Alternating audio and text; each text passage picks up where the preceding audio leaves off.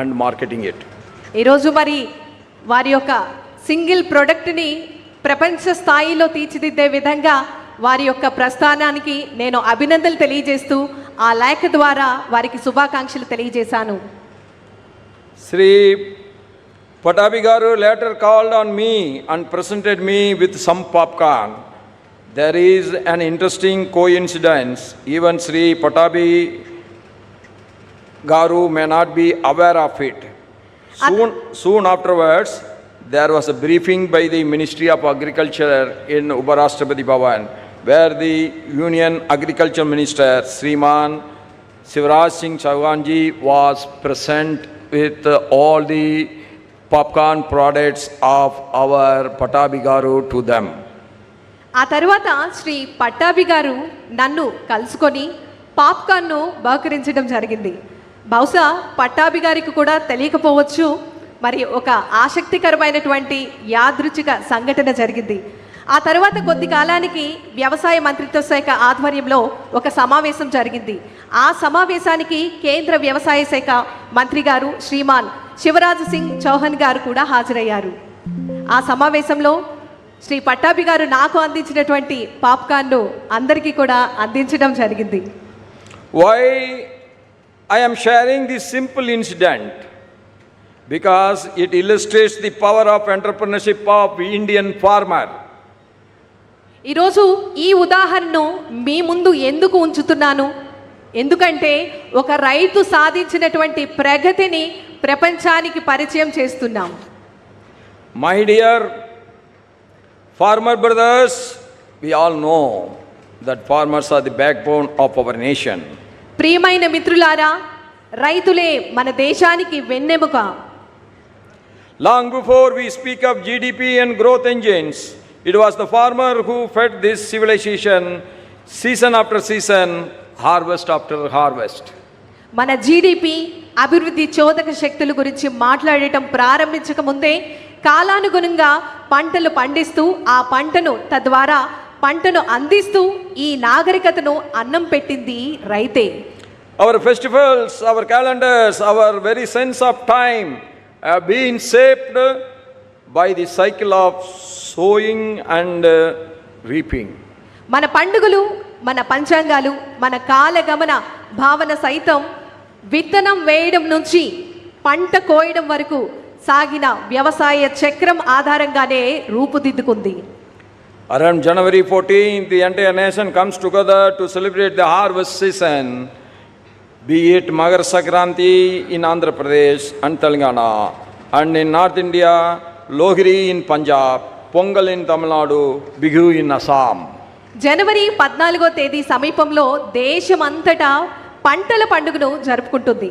ఆంధ్రప్రదేశ్ మరియు ఉత్తర భారతదేశంలో మకర సంక్రాంతి, పంజాబ్లో లోహ్రీ, తమిళనాడులో పొంగల్, అస్సాంలో బిహు వంటి పండుగలు.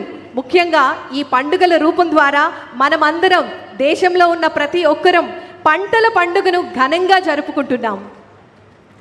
Such is the deep and enduring bond that agriculture creates across our diverse nation, uniting us in celebration.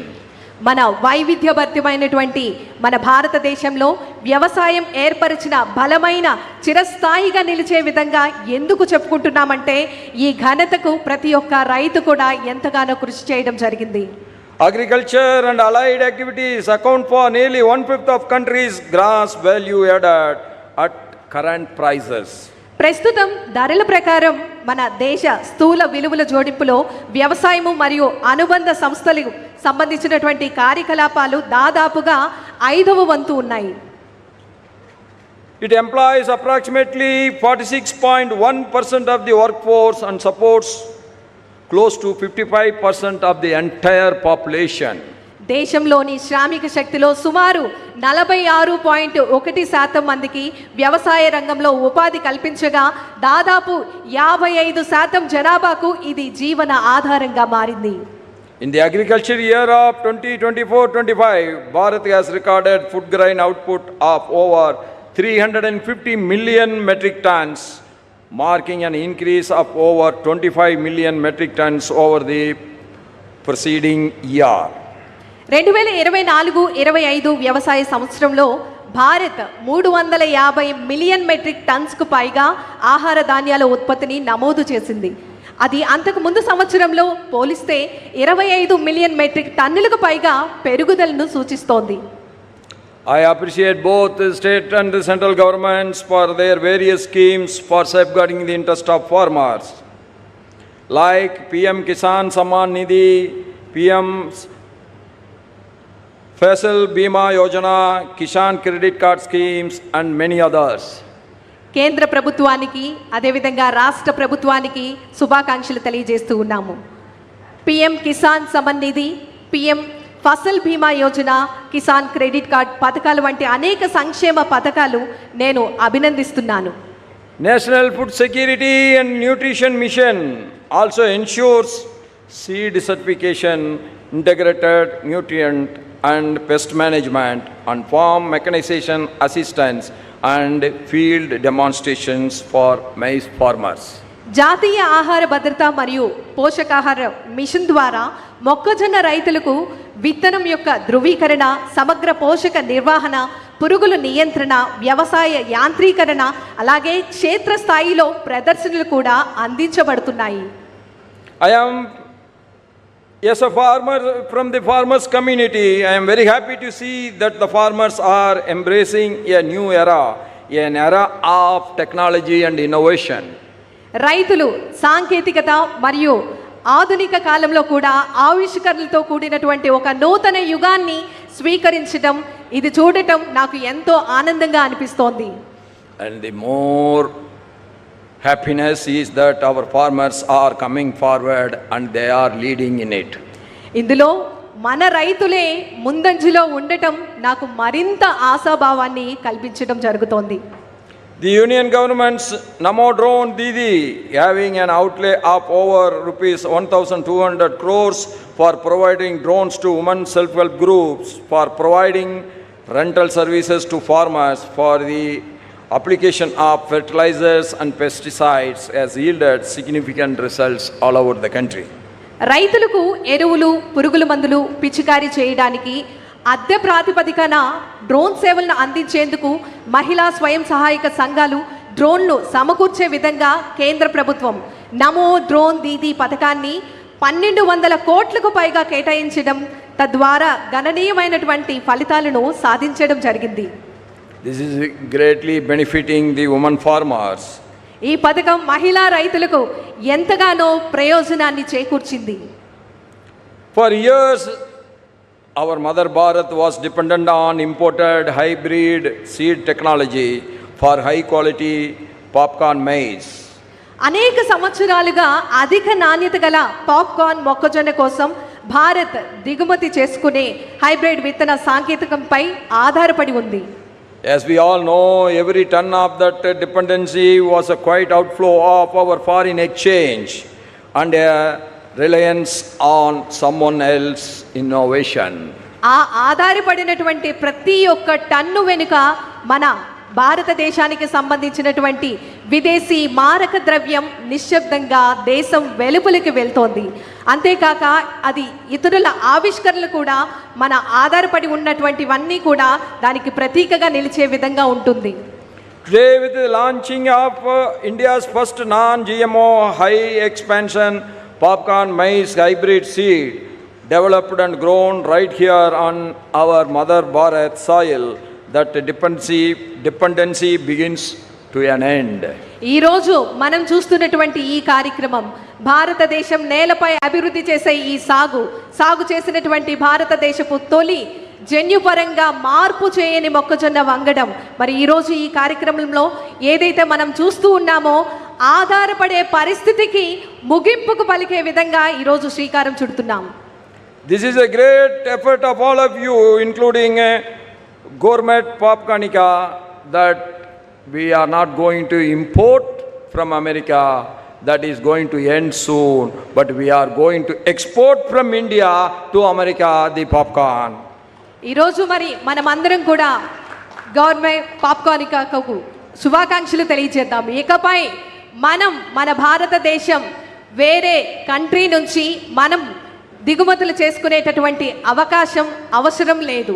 మనమే వేరే కంట్రీకి, వేరే దేశానికి ఎగుమతి చేసేటటువంటి సామర్థ్యాన్ని మన భారతదేశంలోనే నెలకొల్పబోతున్నాం. Every acre cultivated with our indigenous hybrid is an acre that no longer needs an imported alternative. ఈ రోజు మనం చూస్తున్నాం, ఈ స్వదేశీ హైబ్రిడ్తో సాగు చేసే ప్రతి ఎకరం ఇకపై దిగుమతి చేసుకునే ప్రత్యామ్నాయంపై ఆధారపడవలసినటువంటి అవసరం ఇక లేదు. That is a great freedom for our farmers to plan their cultivation. ఈ ఘనతకు సాధనగా మన రైతు సోదరులందరూ కూడా ఎంతో చక్కటి సేవలను అందించడం జరుగుతోంది. A developed India rests on homegrown innovation, resilient supply chains and workforce ready for the future. ఈ సంపద అంతా కూడా వేరే వాళ్ళకి వెళ్లకుండా మన సొంత రైతుల చేతుల్లోకి వెళ్తుంది. అభివృద్ధి చెందిన భారతదేశాన్ని మనమందరం కూడా ఆవిష్కరించబోతున్నాం. దృఢమైనటువంటి సరఫరా వ్యవస్థలను భవిష్యత్తు తరానికి సిద్ధంగా ఉంచే విధంగా నైపుణ్యమైనటువంటి శ్రామిక శక్తిపై ఆధారపడి ఉండాలి. I appreciate all of you that you become a great example for the rest of the farming community all over the country.